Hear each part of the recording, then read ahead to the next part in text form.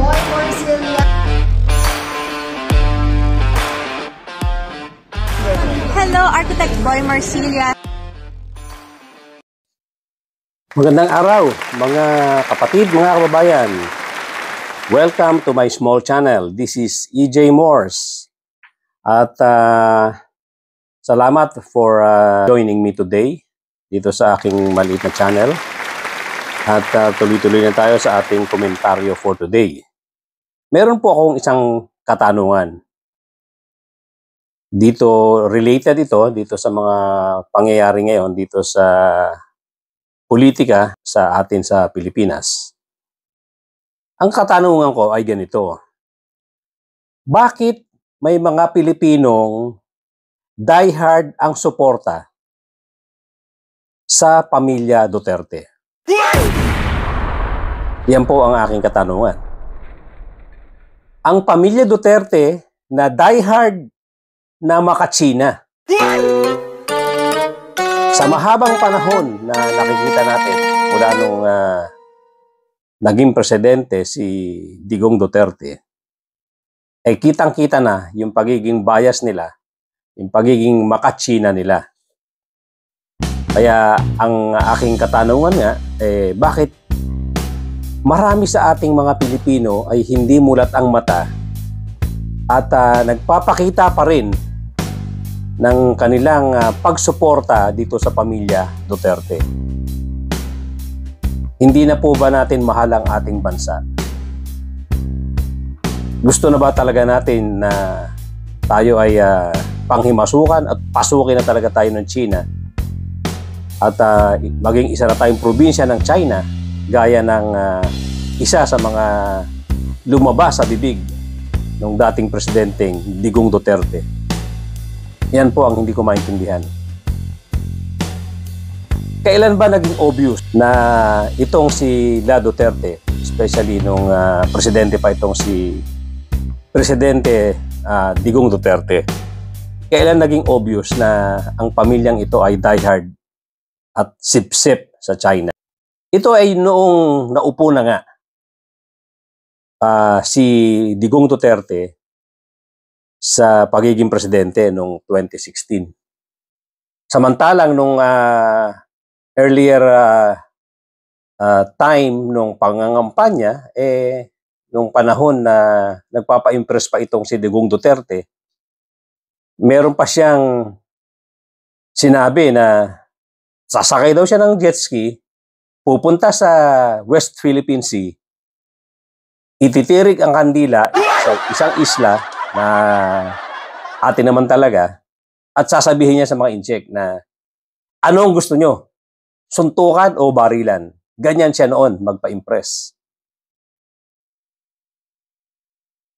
Pero nung nakaupo na si Digong noong 2016, lalong naging sip-sip sa China. There was one instance na minaliit niya pa yung arbitration award natin na binigay ng UNCLOS na nagde-declare na ang claim ng China sa West Philippine Sea ay illegal. At tayong mga Pilipino, tayong bansang Pilipinas ang nagmamay-ari noong karamihan sa mga ikiniklaim ng China. Sinakop nila yan doon sa kanilang 9-dash line. Lahat yan naka-enclose doon sa linya nilang ginawa. Na-declare na nga na illegal. So dito ay sinabi nga ni Digong Duterte nung nakaupo na siya na kapirasong papilang ito. Walang ibig sabihin ito. At hindi nga daw siya makikipaggera sa China. Na wala naman talagang nagsasabi na magkakaroon ng gera against China. Siya lang naman. Ginagamit niyang panakot na kung papalag tayo doon sa West Philippine Sea, doon sa pinagagawa ng China, ay baka magkagera daw. So, itong pangyayari na to na binaliwala niya, pinagtawanan niya yung dokumento na yan na arbitration ruling, sobrang paramdam na ito ni Digong na gusto niya talaga makipag-usap kay Xi Jinping. Gusto niya talaga maging close sa China. And guess what? Successful si Digong Duterte, at alam niyo ba, kauna-unahan niyang major foreign trip ay yung China. Nagpunta siya dyan sa Beijing. Historically, dapat yan, ang unang pupuntahan mo ay Japan o US, Washington, sa Washington. Pero hindi. Nangyari yan, ang unang-unang major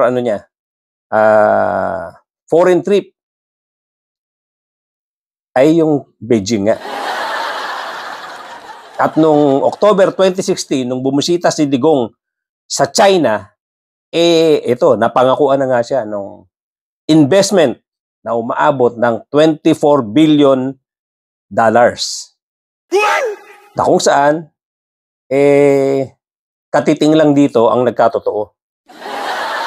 Marami rito ang hindi natuloy. Ito ay talagang nauwi lang sa pangako. Habang tumatagal sa pagkakaupo sa Malacanang, itong si Digong ay walang natuloy na proyekto, major projects na ipinangako ng China. Ang masaklap nito, lalo tayong binastos. Lalong naging agresibo ang China dyan sa West Philippine Sea. At lalong dumami ang permanent structure nila dyan. Nagtayuan ng mga building dyan. Nagtayo ng military base dyan. Dahil nga, doon sa deklarasyon ni Digong na ayaw niya takot siyang makapaggera dito sa China. Kaya yan, nagkaroon pa nga ng runway at dyan sa isla isa sa mga isla dyan sa Spratly Islands. Kaya yun po ang masaklap na katotohanan na ever since nagpapakita na ng kahinaan itong si Digong pagdating sa China. At during that time, dumagsa dito sa Pilipinas ang mga Chinese. Lumaganap ang pogo. Pumasok ang mga Chinese dito na halos mga illegal aliens, karamihan sa kanila. Pinaglaro nila ang immigration laws natin. Dahil tinotolerate nung nakaraang administration. Ang tingin nila, pera ang pagpasok ng mga Chinese na yan. Nagtayuan ng pagkarami-rami mga building. Naging tirahan ng mga Chinese na yan. At si President Digong mismo ay napapaikutan ng mga Chinese na mga tusong negosyante. Bakit tuso? Sapagkat nandiyan sila sa tabi ni Duterte para cornerin lahat ng malalaking kontrata. At relax na relax ang rules pagdating diyan sa mga Chinese na yan. Lalong-lalo na nung nagkaroon ng pandemic, yung COVID. At isa pa pala, baka malimutan ko sabihin, si Michael Yang, isipin nyo, na kiniklaim na hindi nga marunong magtagalog. Kiklaim siya na hindi niya naintindihan ng Tagalog na ang tagal niya na rito sa Pilipinas, sa Davao. Nagnenegosyo yan. Si Michael Yang ay na-appoint pa na economic advisor ni Pangulong Duterte. Isipin nyo yan. Hindi pure Filipino, i-appoint mo as your economic advisor. Bakit? Dahil nga, nakadesign talaga sila para cornerin ang maraming negosyo. At nung nagkaroon nga ng COVID, yung kanilang itinayong Farmally na kumpanya ay naka-corner ng bilyong-bilyong halaga ng kontrata sa gobyerno at walang bidding at binabayaran ng cash. yung kanilang mga sinusupply na face shield at iba pang mga protection tungkol diyan sa COVID na yan. At advance payment pa. Isipin mo, advantage ang ginagawa ng mga yan. Yan ay nangyari nung panahon na presidente si Digong Duterte. So yun nga, lahat ng yan ay nangyari ay napakinabangan ng gusto ng pamilya Duterte. Yung mga Chinese na nakapaikot sa kanya. Na sabi ko nga, mukhang nakadesign talaga sila para cornerin ng mga negosyo. Para siyempre, pag ikaw ang nagbigay ng negosyo, automatic yan. May pakinabang ka dyan. At pinakamasaklap pa rito, pati yung supply ng droga, according to Senator Trillanes.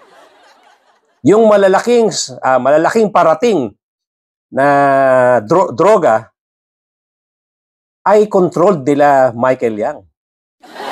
Controlled nila according kay Senator Trillanes. Controlled nila Mans Carpio at ni Pulong Duterte yung parating niyan. Walang sumisita sa Bureau of Customs. Hanggang sa nagkaroon nga ng bulilyaso one time dyan dahil may nakasilip, damay pati si Faeldon na ginawang isang commissioner ng Bureau of Customs. Nasabit ito, pero hindi nagtagal ay inabsuelto or naabsuelto ito sa kanyang kaso. Tungkol dito sa pagpaparating at bakit lumusot sa kanya yung magnetic lifters, marami to, 3 yatang magnetic lifters ito na bakal na naglalaman ng mga droga. At nalipat pa ito sa ibang pwesto pagkatapos ng buruhahan na yon. Lahat ng ito ay mga advantages na napakinabangan ng pamilya Duterte. Pati na nga yung supply ng droga according to Trillanes na ito ay parating ng grupo ni Michael Yang. Ito po yung mga naging takbo ng pamamalakad ni Digong Duterte nung panahon na siya ang presidente. Wala po silang focus para ayusin ang kabuhayan ng mamamayang Pilipino dahil busy sila. Naka-focus sila dito sa mga malalaking business na ginagawa during that time ng mga Chinese na to. Dito sila naka-focus. Walang ginawa para sa mamamayang Pilipino na nagdarahop. Wala silang ginawa para umangat ang pamumuhay ng mga Pilipinong may hirap. Wala silang malalaking programa. Naka-focus sila dun sa business ng mga ibinibigay o yung business na bilyon-bilyon na halaga. Kasama ang mga Chinese businessmen ito. Having said all this, si Sara naman mismo ay hindi rin nagpakita na mapapahalaga. Si Sara Duterte mismo ay hindi nagpakita ng pagpapahalaga sa Pilipinas ever since.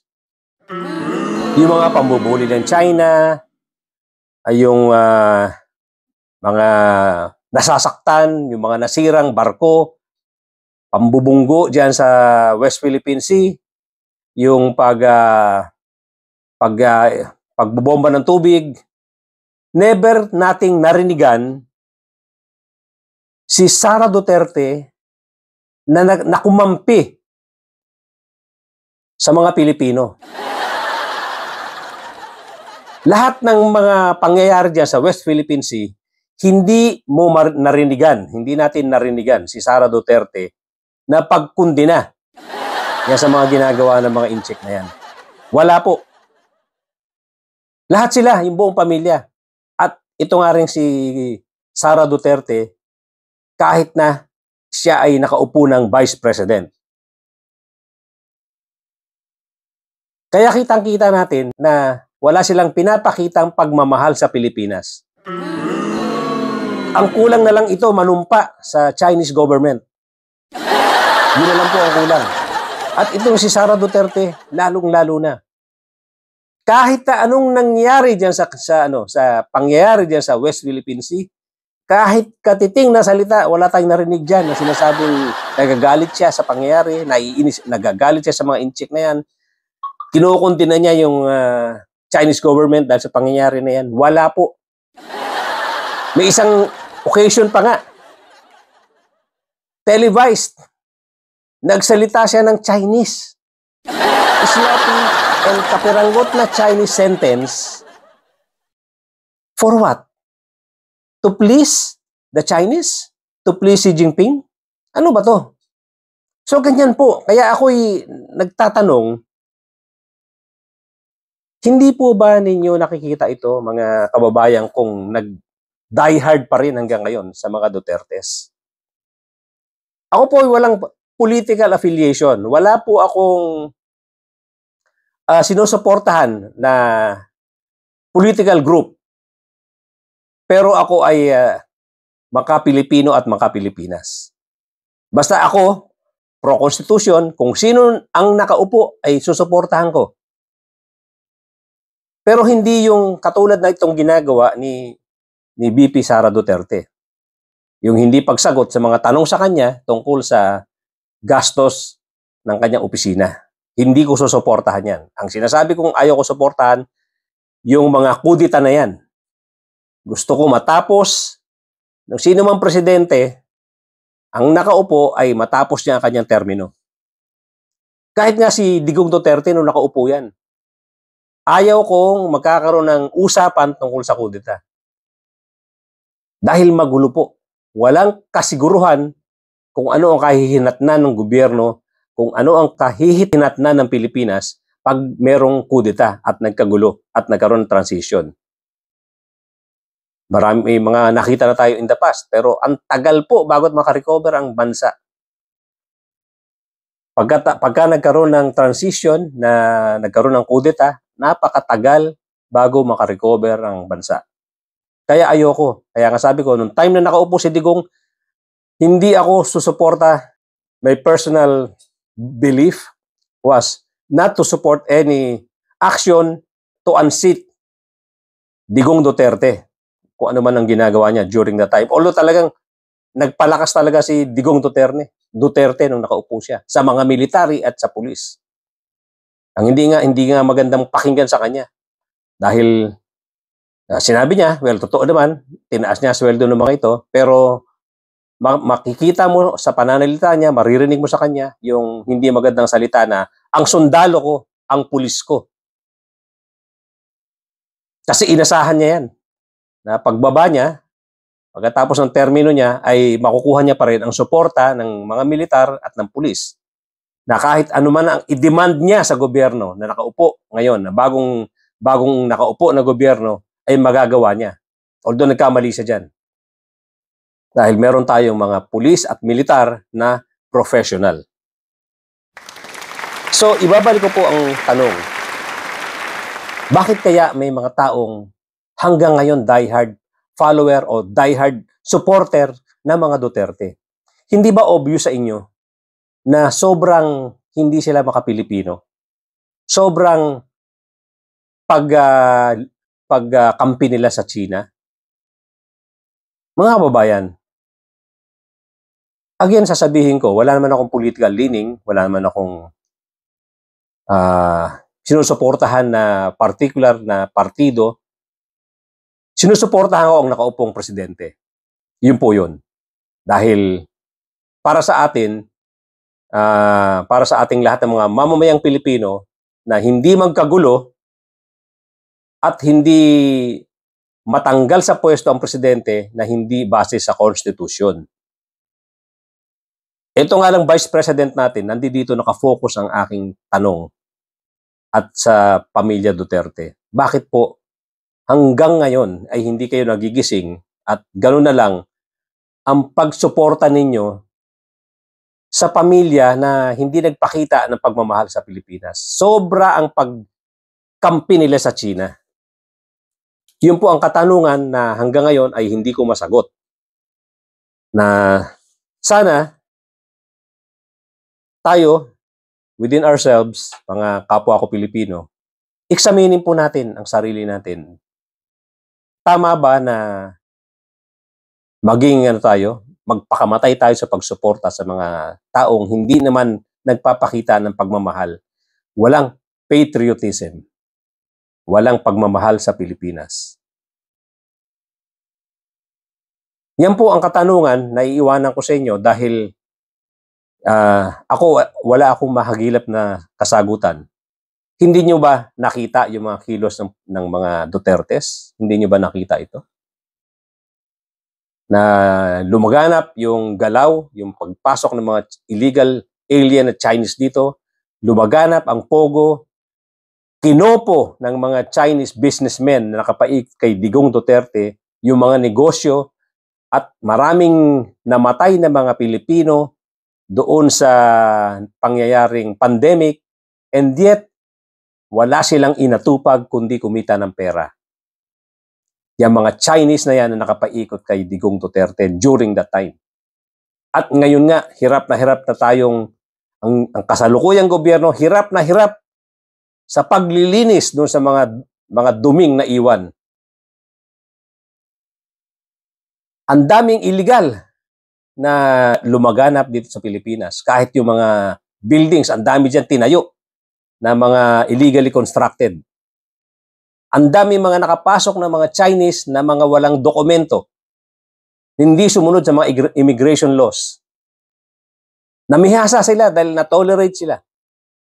Hindi sila hinigpitan. Yan po yung mga nililinis ng gobyerno ngayon. At yan yung si Alice Guo. Naging mayor pa. Isa rin yan sa lumilitaw na mga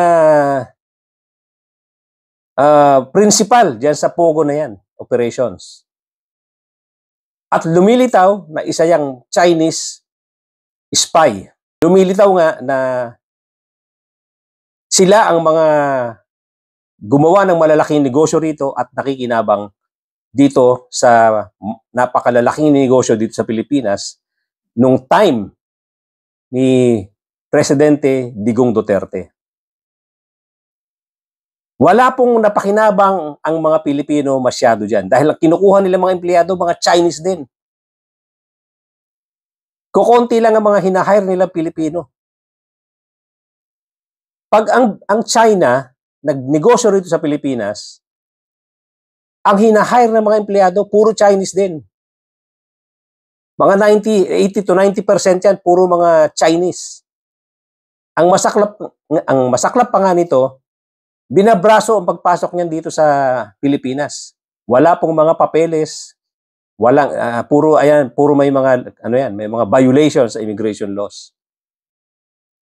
Kaya yan ang sinasabi kong kasama yan sa mga nililinis ngayon ng kasalukuyang gobyerno. Alam kong mahirap sagutin, mga kababayan. Pero, again, tatanong ko, bakit kayong mga diehard supporter, nandiyan pa rin kayo para sumuporta sa pamilya Duterte na hindi na nagpakita ng pagmamahal sa Pilipinas? Puro pagmamahal sa negosyo na sila ang nakinabang. Pagmamahal sa mga Chinese na kasama nila, nakatabi nila, nakapaikot sa kanila during the time na nakaupong presidente si Digong Duterte. Magmulat na po tayo, mga kapwa ko Pilipino. Imulat natin ang mga mata natin sa katotohanan. Maging pro-constitution tayo. Doon po tayo sumuporta sa kabutihan, huwag sa kasamaan. Diyan lang po muna, mga kapatid, mga kababayan. Sana doon sa mga bago pa lang dito sa aking channel, please subscribe and kindly hit the notification bell, pati na rin yung like button. At pakishare na rin po para naman na maraming makaalam dito sa channel natin. Maraming makaalam dito sa ating ating pinag-usapang topic about the Dutertes. Thank you so much at magkita-kita po tayong muli.